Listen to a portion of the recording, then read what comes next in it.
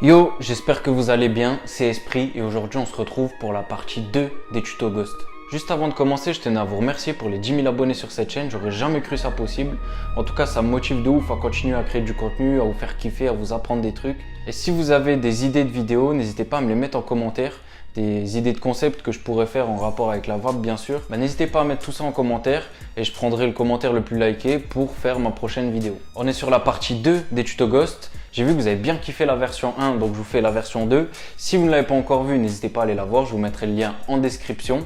En tout cas, moi, ça me fait kiffer que vous appréciez ce concept parce que les Ghosts, c'est typiquement mes tricks préférés. C'est là où je me débrouille le mieux. Donc, ça me fait grave plaisir de pouvoir vous proposer du contenu là-dessus et essayer de vous apprendre quelques-unes de mes techniques. Alors, dans la partie 1, on a vu comment faire un Ghost simple, un Ghost avec un rond, une fontaine, un bane et le waterfall. Aujourd'hui, on va commencer par quelques rappels sur le Ghost simple au cas où vous n'avez pas vu la première vidéo. On va ensuite faire le Ghost double, le triple, le quadruple. Et vu que j'en ai prévu pas mal pour aujourd'hui, je les ai notés au cas où si j'oublie, comme ça vient de m'arriver. Donc j'ai dit Ghost simple, double, triple, quadruple. Ensuite le Ghost de droite à gauche. Et donc celui de gauche à droite. Et on finira par le Ghost que j'appelle le tour du monde. Donc je vous laisse la surprise pour la fin. Alors comme je vous expliquais dans la première vidéo, il y a deux choses indispensables pour faire des ghosts. La première, ça va être de crapoter sa vapeur, donc la garder dans la bouche et ne pas l'inspirer dans les poumons. Et la deuxième, ça va être de comprendre la technique de pousser la vapeur en dehors de la bouche à l'aide de la langue. Alors pour crapoter la vapeur, normalement vous ne devrez pas avoir de soucis. Si vous êtes sur des petites machines comme ça, donc un pod, ça va se faire tout simplement. Car quand vous allez tirer, en fait, vous êtes en inhalation indirecte. Donc obligatoirement, vous tirez d'abord dans la bouche et ensuite vous aspirez dans les poumons. Donc là-dessus, il n'y aura pas de souci. Et si vous utilisez ce type de machine, donc en inhalation directe, il va falloir arriver à tirer sa barre sans aspirer la vapeur dans les poumons.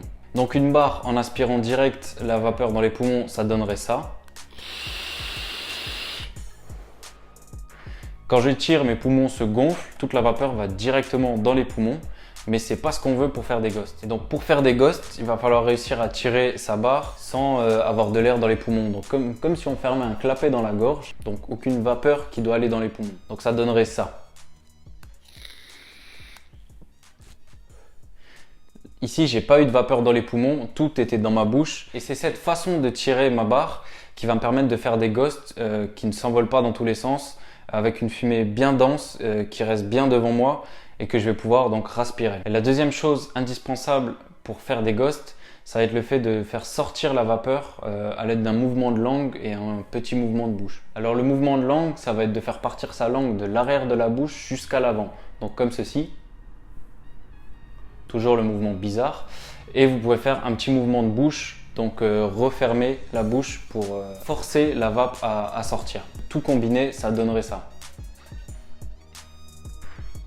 On peut comparer ça un petit peu au mouvement d'un poisson pour respirer sous l'eau. Et maintenant, je vous mets un extrait avec de la vapeur et au ralenti pour que vous puissiez bien décomposer le mouvement et bien l'analyser. Voilà pour le récapitulatif du ghost simple.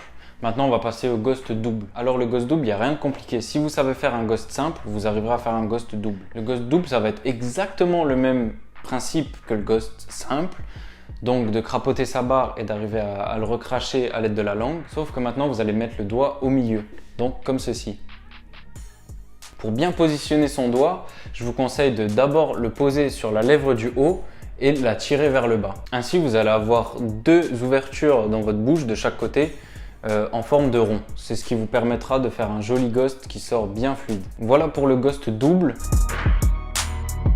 C'est exactement la même chose pour le triple, donc avec 2 doigts, et le quadruple avec 3 doigts.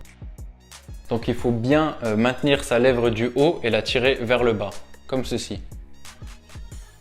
Et ensuite effectuer le mouvement de langue pour faire ressortir la vapeur et ensuite avoir le troisième poumon pour ceux qui ont vu la vidéo 1 et tout respirer. En bonus, je vais juste vous montrer une petite variante du ghost double donc qui s'effectue sans les mains. Donc on va faire la séparation dans la bouche avec la langue. Pour effectuer ce ghost, je pense qu'il faudra un petit peu plus de pratique qu'avec le doigt.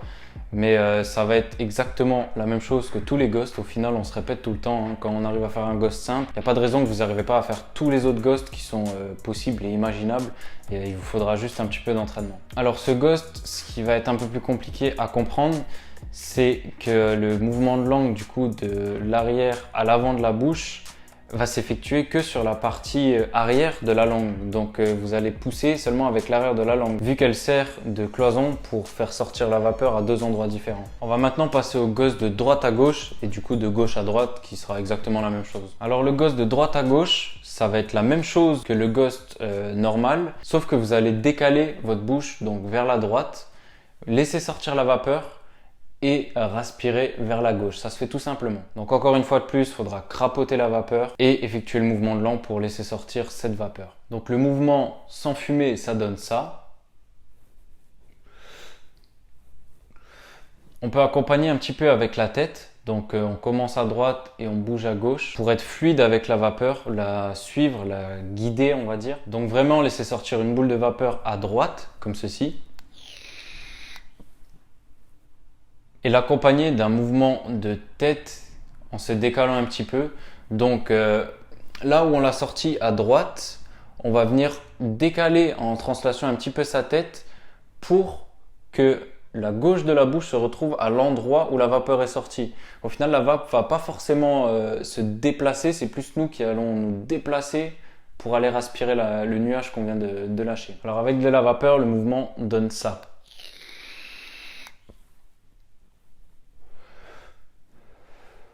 Vous voyez, je me déplace un tout petit peu et j'effectue ce mouvement de bouche, donc de sortir la vapeur à droite et la respirer à gauche.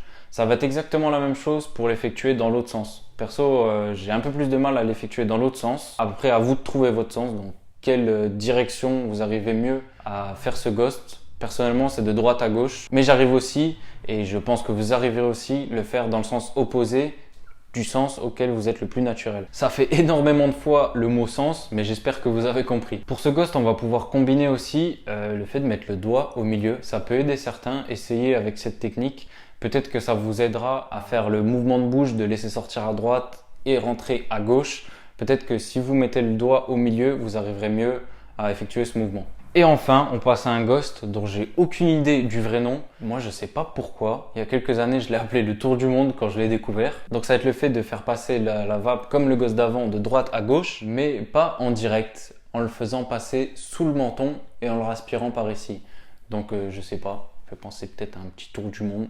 Je sais pas pourquoi je l'ai appelé comme ça. Mais en tout cas, je vais essayer de vous apprendre à faire ce ghost. Donc pour celui-ci, exactement la même technique que le ghost d'avant, mais ce qui va différer, ça va être le mouvement de la tête. Donc cette fois-ci, on va accompagner le mouvement de translation horizontale par un de translation verticale. Donc on laisse sortir la vapeur par la droite, on relève un petit peu la tête, on se décale vers la droite et on redescend pour respirer du côté gauche de la bouche. Alors sans vapeur, le mouvement, ça va donner ça.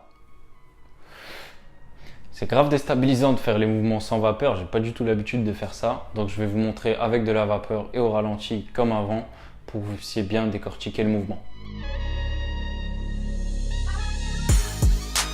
Et voilà, c'est tout pour aujourd'hui. J'ai réalisé en faisant la vidéo qu'au final, il n'y a pas énormément de techniques à apprendre.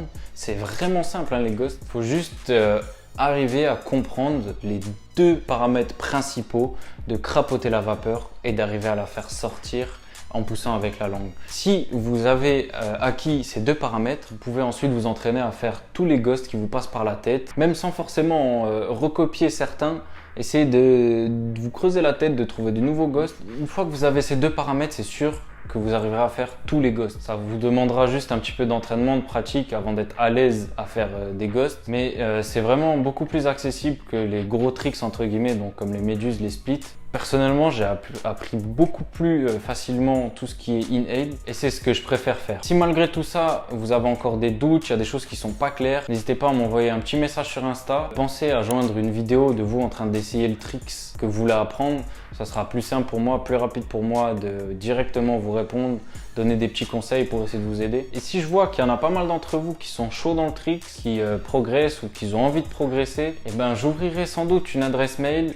Vous pourrez m'envoyer tous vos tricks en vidéo et moi j'y réagirai en vidéo, donc sur YouTube, en essayant de donner des conseils directement sur ce que je vois. Ce sera peut-être plus simple, plus parlant pour la plupart d'entre vous.